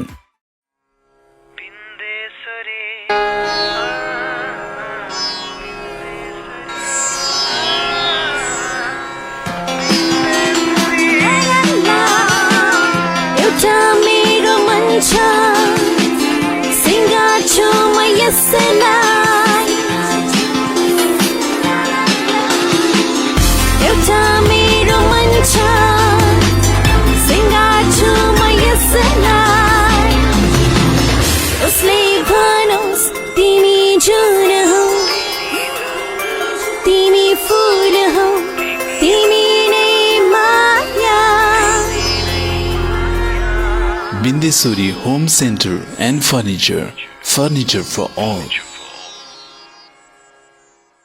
विगत 12 वर्षदेखि अन्नपूर्ण सुपरमार्केट भित्र रहेको DS hanger and dummy house अब नयाँ उत्साह सहित पन्थीगल्ली सर्वेश्वर मार्ग पन्थीरेरिया गाडीको घर एक तला माथि सुरु गरिएको जानकारी सम्पूर्ण ग्राहक वर्गमा गराउँदछौँ। हामी कहाँ ह्याङ्गर, च्यानल डमी, ब्राकेट, लुगा stand dummy, full dummy, half dummy, baby ladies पाइनुका साथै सम्पूर्ण पसल डेकोरेसनका सामानहरू पाइन्छ। साथै नयाँ पुराना पसल डेकोरेसन गर्नु परेमा हामीलाई सम्झिनुहोस्, फिटिङ सम्बन्धी काम हामीबाटै हुन्छ। सम्पर्क DS hanger and dummy house, Sarveshwar Marg Panthigalli Pokhara. Phone number 061 530 496, mobile number 9856 29 842, 98 462 030 80। Proprietor Deepak Prasad Sharma. पोखराको मुटु सिर्जना चोकमा अत्याधुनिक पर्वत शर्मा अटो वर्कशप तथा कार वासमा तपाईँ सबैलाई स्वागत गर्न चाहन्छौँ। हाम्रा सेवाहरू टायर रिपेयरिङ नयाँ तथा पुरानो उपलब्ध छ, बाइक तथा स्कुटर सर्भिसिङ, कार वासका साथै रोभिङ र पोलिसिङ पनि गरिन्छ। अनुभवी मिस्त्रीद्वारा सर्भिसिङ तथा सफाई गरिन्छ। मोबिल तथा पार्ट्सहरू सुपथ मूल्यमा पाइन्छ। सम्पर्क ठेगाना पर्वत शर्मा अटो वर्कशप तथा कार वास, सिर्जना चोक पोखरा, 40 साइकलको ठिक अगाडि। सम्पर्क नम्बर भुवनन्द बस्याल 9806 13506, मधुसूदन बस्याल 9806 70481, बालकृष्ण बस्याल 9851 81437। कृपया एक पटक सेवा गर्ने मौका दिनुहोस्। पोखराको मुटु चिप्लेढुङ्गामा अवस्थित Himalayan garden market Chipledhunga, Nepali Congress party कार्यालय सँगै हाम्रा सुविधाहरू: निशुल्क पार्किङको व्यवस्था, बाल उद्यानको सुविधा, बाबु नानीहरू खेल्नका लागि फराकिलो र सुरक्षित स्थान, झरना, प्राकृतिक मनोरम दृश्यको अवलोकनको लागि विशेष सुविधा, सस्तो र सुलभ मूल्यमा गुणस्तरीय वस्तुहरूको उपलब्धता, खाजा र मनोरञ्जनको लागि शान्त, सफा र सुरक्षित स्थानको उपलब्धता, व्यवसाय साथै सभ्य र उत्कृष्ट व्यवहारको पहिचान। हिमालयन गार्डन मार्केट उत्कृष्ट स्थान। सीमित सटरहरू मात्र बाँकी रहेकाले इच्छुकहरूले तुरुन्तै सम्पर्क गर्नुहोला। सम्पर्क Himalayan garden market, Chipledhunga 4, Pokhara Kaski. Mobile number 98 460 32 154। CG Brows and Nails Training Institute, Chibledunga Pokhara, opposite to Vishal Bazaar. Our services: nail extension and refill remove, eyelash extension, eyelash lifting, microblading, manicure pedicure, full body waxing, bikini wax, makeup, facial treatment, hair care, hair color, haircut and more. Join our courses: nail technician, microblading, manicure pedicure, eyelash extension, eyelash lifting, makeup and hairstyle with hairbrush makeup, haircut, full body wax including bikini wax, micropigmentation. CG Brows and Nails Training Institute, Chibledunga Pokhara, opposite to Vishal Bazaar. Contact 061-536-430 and 461-974, 9826-104628 and 9856026492.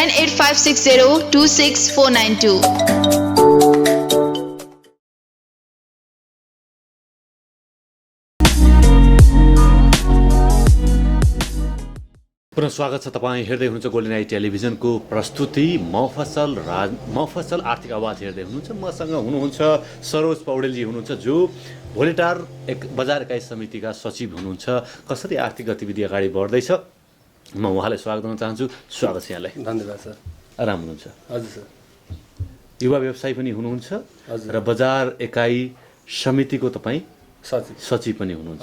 पहिला म सचिवकै कुरा गर्न चाहन्छु, के जिम्मेवारी हुँदो रहेछ? सचिव भइसकेपछि सर अब प्रशासनिक कुराहरू जस्तै उद्योग वाणिज्यसँग यस क्षेत्रका व्यवसायहरूलाई कसरी अगाडि बढाउने, त्यस्ता सूचना माध्यमहरूबाट होइन उनीहरूलाई के कस्ता कार्यक्रमहरू आएका छन्, यस्ता कुराहरूको बारेमा जानकारी गराउने, यिनै कुराहरू नै हुँदो रहेछ। गराउनु भएको छ? त्यो तपाईँको जिम्मेवारी पुरा गर्नु भएको छ? गरिराखिए सर। हामीले अहिले नै भर्खरै निर्वाचित होइन तपाईँ? हजुर, हामी ठ्याक्कै 2 महिना जति भयो सर निर्वाचित भएको। अनि भर्खर अनुभव बटुल्दै हुनुहुन्छ यसो मतलब? हजुर हजुर सर। अनि हामीले यही महिना गत फागुन महिनामा नै हामीले यो कर सम्बन्धीको तालिमहरू लिएर आएर यो फागुनको अन्तिमसम्म बुझाउनेहरूलाई नेपाल सरकारले लिएर आएको यो कर छुट सम्बन्धीको अभियानको बारेमा कर कार्यालय बेसरका हाकिम साहबहरू, उहाँहरूको प्राविधिक टोलीहरू आएर यहाँ कार्यक्रम गराएर सम्पूर्ण व्यवसायहरू जो पहिलादेखि पसल दर्ता गर्ने, आफूले पसल चाहिँ बन्द गरिसक्नुभएको तर उहाँ अन्तर्राष्ट्रिय कार्यालयको कर कार्यालयमा गएर आफ्नो व्यवसायहरू बन्द नगर्नुभएका उहाँहरूलाई नै के अरे उहाँहरूलाई नै लक्षित गरेर यो कर सम्बन्धीको कार्यक्रम गरेका थियौँ हामीले। अनि धेरैजना लगभग 25 जना जति व्यापारीहरूले सचिवजी मलाई के भनिदिनुहोस् भने तपाईँले कर बडा मिठो कुरा उठाउनु भएको छ। कर उठाउनमा नेपाल सरकारले सहयोग गर्दै हुनुहुन्छ हजुर हैन, स्थानीय सरकारले सहयोग गर्दै हुनुहुन्छ हजुर। र त्यो कर चाहिँ तपाईँ हामीले उठाएको कर चाहिँ सही ठाउँमा सदुपयोग भएको छ या छैन भन्ने जानकारी पनि राख्ने तपाईँको जिम्मेवारीभित्र पर्छ या पर्दैन? पर्छ सर। त्यो त हामी एक व्यवसायी भइसकेपछि हामीले पनि यो कर सम्बन्धी हामीले लिएर हामीले तिरेको करलाई उचित खालको ठाउँमा गओस् र हामीलाई पुनः व्यवसाय के नेपाल सरकारबाट हामीलाई व्यवसाय सञ्चालन गर्दाखेरि त्यो करबाट हामीलाई पनि केही सब्सिडी प्रदान होस् भन्ने खालको हेतुले नै हामीले कर प्रदान गरिरहेका हुन्छौँ। त्यो खालको भएको छ भन्ने आशा गरेको छ। कर के का लागि तिर्छौँ हामी? चाहिँ विकासका लागि हो। विकास भएको छ यो बजार भोलेटार बजार विकास भएको छ? बाटाघाटा के पाउनु भएको छ? भोल्टार अब बजार त विकास भएको नै छ सर। अब नेपाल सरकारले लिएर आएका योजनाहरूमा होइन व्यवसायहरूको लागि यो सब्सिडी योजनाहरू, बाटाघाटाहरू, अब जस्तै युवा स्वरोजगार कार्यक्रमहरू जुन व्यवसाय लक्षित गरेर लिएर आएका छन् नि सर, त्यस्ता खालका कार्यक्रमहरूले अनि महिला उद्यमी कार्यक्रमहरू, यस्ता कार्यक्रमहरू लिएर आएकोले त्यसले व्यवसायहरूलाई ऋण लिँदाखेरि ब्याङ्कसँगबाट ऋण लिँदाखेरि पनि कम ब्याजमा आफूहरूले ऋण लिएका छन् र आफ्नो व्यवसाय सञ्चालन गर्न मद्दत पुगेको छ सर। बजार व्यवस्थापन, फोहोर व्यवस्थापनदेखि लिएर विभिन्न समस्याहरू त छन् नै छन् सर। समाधान भएका छन्? अब अहिले हामीले यो क्षेत्रको फोहोर व्यवस्थापनको लागि हामीले ठाउँ ठाउँमा विभिन्न क्लबहरूसँग समन्वय गरेर त्यो डम्पिङ खालको एउटा खालको बकेट राखेर अनि स्थानीय नगरपालिका वडाहरूको समन्वयमा हप्तामा शुक्रबार फोहोर उठाएर हामीले तल डम्पिङ साइट खनेर गरेका के अरे त्यसलाई व्यवस्थापन गरेका छौँ। थप हामीले अहिले नगरपालिकासँग पनि हामीले लमजुङ उद्योग वाणिज्य सङ्घ भोल्टार इकाइले कार्यक्रमहरू प्रपोजल प्रस्तुत गरेर यो फोहोर मैला व्यवस्थापनलाई यो कुहिने नकुहिने फोहोरहरूलाई कसरी समाधान गर्न सकिन्छ, यो नकुइने टाइपको फोहोरहरूलाई रिसाइकल गर्न सकिन्छ त्यस्ता सम्बन्धी खालको प्रपोजल बनाएर बजेट माग गरेर यसलाई फोहोर व्यवस्थापनलाई यसमा स्थानीय सरकारको पनि हात हुन्छ अथवा स्थानीय सरकारको पनि जिम्मेवारी हो नि फोहोर व्यवस्थापनलाई त स्थानीय सरकारको जिम्मेवारी पनि त हो नि गरिरहेको छ उनीहरूले युवालाई व्यवसायमा आकर्षित गर्न के गर्नु पर्ला जस्तो लाग्छ तपाईँले युवा लक्षित कार्यक्रमहरू राख्न पर्यो सर सरकारले अनि वैदेशिक रोजगार वैदेशिक जो विदेशबाट फर्किएका छन् नि उनीहरूलाई विभिन्न खालका कार्यक्रमहरू लिएर आएर उनीहरू लक्षित कार्यक्रमहरू लिएर आउनु पर्यो पासपोर्ट कम दिने बरु तपाईँको सिपमूलकका तालिमका सर्टिफिकेट बढी दिनु त्यो दियो भने पनि सिपमूलक ट्रेनिङका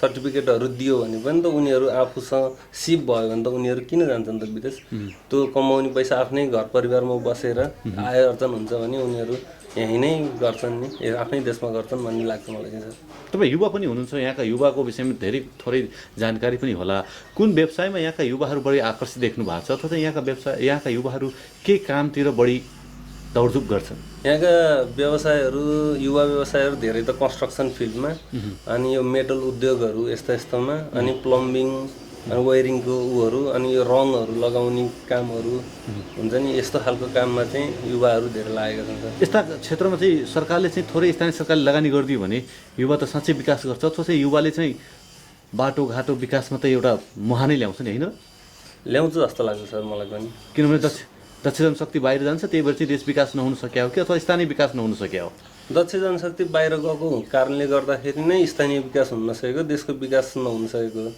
नेपाल सरकारले ल्याएको यो समृद्धिको यो जुन नारा छ नि यसलाई युवाहरूलाई विदेश पलायन हुनबाट रोक्यो भने साँच्चै नै यो समृद्धि चाहिँ सफल हुन्छ जस्तो लाग्छ मेरो विचारमा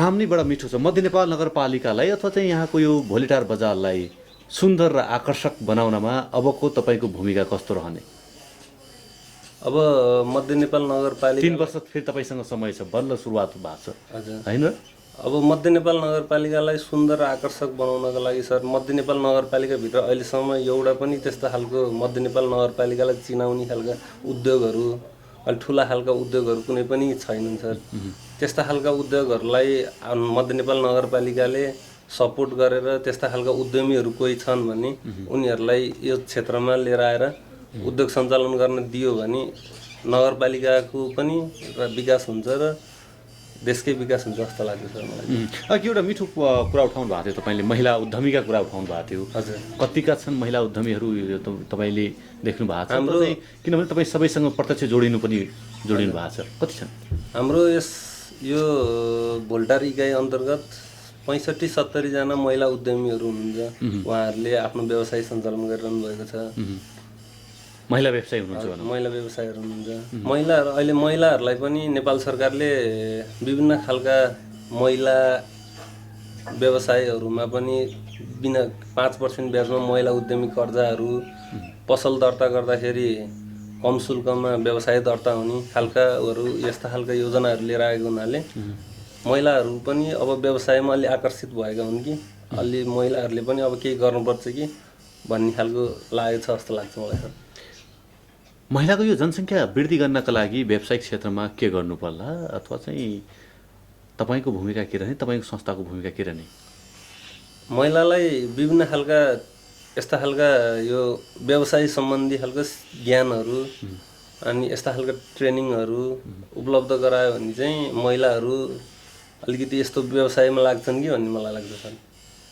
तालिम ल्याउनु अथवा दक्ष जनशक्ति बनाउनु पर्यो सिपमूलक चाहिँ हजुर तालिमहरू प्रदान गर्यो भने उनीहरू लाग्छन् भन्ने लाग्छ व्यवसायमा युवाहरूको चाहिँ समस्याहरू के छन् व्यवसायमा चाहिँ के समस्या देख्नु भएको छ तपाईँ युवाहरू तपाईँले मतलब यस्तो हुन्छ नि घर परिवारले गरेको व्यवसायलाई चाहिँ सहज गर्नु गर्दा राम्रो कि अथवा चाहिँ आफ्नो नयाँ ढङ्गले चाहिँ काम गर्दा राम्रो अब जमाना अहिले प्रविधि धेरै फरक परिसकेको छ अब युवा व्यवसायहरूलाई सधैँ विदेश जाने खालको कार्यक्रमहरूले मात्रै भएन व्यवसायहरूले आफ्नै ठाउँमा त्यस सम्बन्धी ज्ञानहरू लिएर व्यवसायहरूले आफ्नो व्यवसाय आफैले सञ्चालन गर्न सक्यो भने त्यो खालको व्यवसाय सपोर्ट हुन्छ कि भन्ने लाग्छ त्यसले देश विकास स्थानीय विकास सबै ठाउँमा विकासै विकास हुन्छ भन्ने लाग्छ सर धेरै धेरै धन्यवाद दिन चाहन्छु यहाँले मिठो कुराकानीका लागि हस् धन्यवाद पुनः स्वागत छ तपाईँ हेर्दै हुनुहुन्छ गोल्डन आई टेलिभिजनको प्रस्तुति मौफसल आर्थिक आवाज हेर्दै हुनुहुन्छ हामी आज लमजुङ आइपुगेका छौँ मध्य नेपाल नगरपालिकामा छौँ र यहाँका व्यवसायीसँगको कुराकानी यहाँ समक्ष राख्दैछौँ म पुनः जोड्न चाहन्छु भोलेटार बजार एकाइ समितिका उपाध्यक्षज्यू मसँग हुनुहुन्छ सीताराम राणा भाट हुनुहुन्छ म स्वागत गर्न चाहन्छु स्वागत छ यहाँलाई नमस्कार आराम हुनुहुन्छ हजुर आराम बजारको उपाध्यक्ष हुनुहुन्छ तपाईँ हजुर व्यवस्थापनको उपाध्यक्ष व्यवस्थापन भएको छ तपाईँको बजार व्यवस्थापन छैन उपाध्यक्षको काम के हो अहिले म भर्खर निर्वाचित भएको हो यहाँ सबैभन्दा व्यवसायमा चाहिँ अलि सुधार छैन एउटै व्यवसायहरू धेरै एउटै पसलमा धेरै किसिमको व्यवसायहरू छ त्यसलाई सुधार्न सकिन्छ कि भन्ने हामीले प्रयत्न गर्दैछौँ भर्खर सुरुवात भइराखेको छ के कार्ययोजना ल्याउनु भएको छ जोस जाँगर के लिएर आउनु भएको छ हामीले सबैभन्दा पहिला दर्ता नभएको पसलहरू छ जुन बिना दर्ता चलाएको छ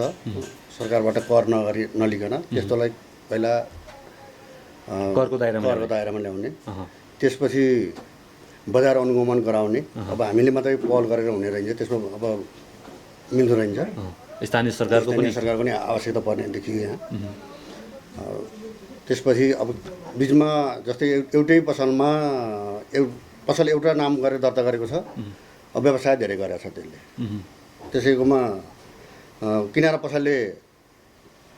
पसल भनेर खोल्यो भाँडा पसल त्यसैकोमा छ अब मल बिउ पनि उस्तै परि त्यसैले बेचिदिएको छ त्यस्तोलाई कुन यसको अर्थ यसले चाहिँ बजार व्यवस्थित अवस्थित भन्नु मिल्यो यसलाई अब त्यति व्यवस्थित भएन त्यसको लागि केही सुधार अब हामीले स्थानीय निकायमा पनि राख्दैछौँ र कसरी व्यवस्थापन गर्ने सोचमा हुनुहुन्छ अथवा चाहिँ के नियम ल्याउने तयारीमा हुनुहुन्छ सबैभन्दा पहिला हामीले यसलाई बजार व्यवस्थापन गर्नको लागि पहिला त सरकारबाट जुन पसल दर्ता गर्नुपर्ने त्यसलाई गर्ने प्रक्रियामा छौँ त्यो त एउटा प्रक्रिया कुरा रह्यो तपाईँको संस्थाले तपाईँको बजार व्यवस्थापकले चाहिँ अब नियम त होला नि योले यो गर्न पाउने बजारको अथवा चाहिँ होइन एउटाले मासुले बेच्छ भने मासु मात्र बेचोस् होइन हजुर अन्य चाहिँ अरू एउटै मात्र गरोस् त्यस्ता केही कार्यहरू त्यस्तै हामीले त्यही किसिमको गर्दैछौँ सर अब मासु बेच्ने पनि अब जस्तै यहाँ प्रेस हाउसहरू छन् अब एउटा टेबलमा अचार नराखेर व्यापार गरिरहेका छन् त्यो पनि अब एउटा स्वास्थ्यको लागि फाइदाजनक काम भएन अब त्यसको लागि अहिले हामीले उद्योग वाणिज्य सङ्घले मात्रै तैँले यो गर्न पाउँदैनस् भनेर मिल्ने रहन्छ यहाँ त्यो हुनाले त्यसको लागि केही सुधार अब हामीले प्रशासनमा आज हामीले अहिले पनि जाने कार्यक्रम थियो यहाँ भाइ साथीहरूसँग यहाँ नगर प्रमुखसँग नै जाने कुरो गरेका थियौँ एउटा यो एजेन्डा लिएर नयाँ व्यवसायहरू नयाँ आउने व्यवसायलाई चाहिँ कसरी समेट्नुहुन्छ तपाईँको बजार एकाइ समितिमा नयाँ व्यवसायलाई पनि अब हामीले त सबैभन्दा पहिला उनीहरू पनि एउटा व्यवसाय गर्यो भने एउटा आर्थिक पाटो उनीहरूको लागि राम्रै होस् भन्ने हिसाबबाट आउने हो र तिमीहरूलाई यो व्यवसाय गर्दाखेरि यो तरिकाले जानुपर्छ है कानुनको दायरामा पनि गएर र आफ्नो जीविकालाई पनि हुने किसिमले र अरूलाई वितरण गर्दाखेरि सहज हुने किसिमले जाने भन्ने गराउने 3 वर्ष तपाईँसँग बाँकी छ हजुर के गर्नुहुन्छ कार्यहरू 3 वर्षभित्र तपाईँले सोचेका र भनेका कार्यहरू सबै सक्नुहुन्छ 3 वर्षमा अब सक्यो भने गर्ने सर अब हाम्रो एउटा त उद्योग वाणिज्यको भवनै छैन भवन निर्माण गर्ने हाम्रो उद्देश्य हो अब सरकारबाट सहयोग चाहियो त्यसमा त स्थानीय व्यापारीहरूसँग लिएर त केही पनि हुन होला एउटा त्यो सोच छ र बजारलाई केही व्यवस्था गर्न सकियो भने अर्को पटक केही सुधार्न सकिन्छ कि भन्ने आशा लिएर छ कुन व्यवसायको यहाँ बढी सम्भावना देख्नु भएको छ तपाईँले यहाँको कुन व्यवसाय गर्दाखेरि बढी अथवा चाहिँ फाइदाजनक हुने अथवा चाहिँ कुन व्यवसाय बढी फस्टाउने देख्नु भएको छ त्यस्तो साह्रै त छैन सर यहाँ अब सबै राम्रो अब साधारण तरिकाले त्यति ठुलो अब र उपलब्धि हुने व्यापार त के नै छ र एउटा किनारा गऱ्यो भने किनारा पनि प्रशस्तै छ नि अब खास त कृषिलाई यस्तो धार्मिक स्थल छ यो प्रकृतिले चाहिँ भरिभराउ यो चाहिँ होइन लमजुङ जिल्ला रहेको छ होइन नेपाल नगरपालिका रहेको छ अनि यसलाई चाहिँ पर्यटनलाई भित्र्याउने कार्यहरू पर्यटनलाई भित्र्यायो भने त्यो पनि एउटा चाहिँ आर्थिकको राम्रो हुनसक्छ कृषिको सम्भावना छ सम्भावना कतिको देख्नु भएको छ तपाईँले व्यवसाय सबैभन्दा पहिला कृषिलाई यहाँ राम्रो गर्न सक्यो भने कृषिबाट धेरै राम्रो छ सर अब जस्तै हामीले अहिले बाहिरको तरकारी ल्याएर खाइएको छ यहाँ यहाँ जमिनहरू पुरै बाँझो, अब हामी अल्छी, यहाँको मान्छे कोही पनि व्यक्ति अल्छी भयो, यहाँ त्यो समयमा मल बिउ पाउन नसकेको कारणले नै हुनसक्छ। त्यसले गर्दाखेरि कृषिमा राम्रो जोड दियो भने एउटा कृषि व्यवसाय, तरकारी उत्पादन र यहाँको चाहिँ जम्मा गरेको उत्पादन पनि अरू ठाउँमा लैदिने व्यवस्था भयो भने बल्ल यो ठाउँलाई केही एउटा कृषि व्यवसाय चाहिँ राम्रो हुनसक्छ। मिठो कुराका लागि धेरै धेरै धन्यवाद दिन चाहन्छु यहाँलाई। वेलकम ब्याक, पुनः स्वागत छ यहाँ समक्ष। हामी कुराकानी राख्दैछौँ, आर्थिक विशेष राख्दैछौँ, आर्थिक आवाज राख्दैछौँ। मफसल आर्थिक आवाज तपाईँ हेर्दै हुनुहुन्छ। मसँग हुनुहुन्छ प्रवीण घिमिरे, जो युवा व्यवसायी पनि हुनुहुन्छ। म स्वागत गर्न चाहन्छु। स्वागत छ यहाँलाई। हजुर धन्यवाद। आराम हुनुहुन्छ? हजुर ठिक छ। युवा व्यवसायी हुनुहुन्छ, कतिको गाह्रो हुन्छ युवा व्यवसायी बन्न? गाह्रो त अब व्यवसायी भइसकेपछि जुनसुकै अब सबै पक्षमा आफ्नो ठाउँमा गाह्रो त होला, व्यवसायमा अझै अलि जटिल हो कि जस्तो अनुभव हुन्छ। युवा व्यवसायी बन्नका लागि के ज्ञानको आवश्यक छ? ज्ञान त अब आर्थिक रूपमा अब सबै चिज जान्नु पर्यो, नाफा नोक्सानको हिसाब राख्न सक्नु पर्यो। त्यसपछि गएर दैनिक अपडेटहरू, आफ्नो व्यापारको दैनिक अपडेटहरू गर्न सक्नु पर्यो। त्यस्तै गरी अब भ्याटमा चलेका व्यवसायहरूमा, अब भ्याटको कारोबारमा सकेसम्म आफैले गर्न जान्नु पर्यो, आफैले भ्याटको कारोबार हेर्न जान्नु पर्यो। यस्तै होस्, अब सबै चिजहरूमा जान्नुपर्ने विशेष गरी नै हो। युवा व्यवसायीहरू कतिको सक्रिय छन् व्यवसाय गर्नका लागि, अथवा चाहिँ मध्य नेपाल नगरपालिकामा कतिका युवाहरू स्वरोजगार छन्, रोजगारीतर्फ उन्मुख छन्? सीमित मात्रामा छन्, प्रशस्त त छैनन् होइन। अब युवाहरू भनेर प्राय म जस्ता त अब लगभग 2-4 जना मात्रै होला, नत्र भने अन्य सबै युवाहरू विदेशी रोजगारमै छन् बढी मात्रामा। 2-4 जना भएकामा अब राम्रै सबैले गर्न सके, आफ्नो खुबीले गर्न सकेकोमा भइरहेछ।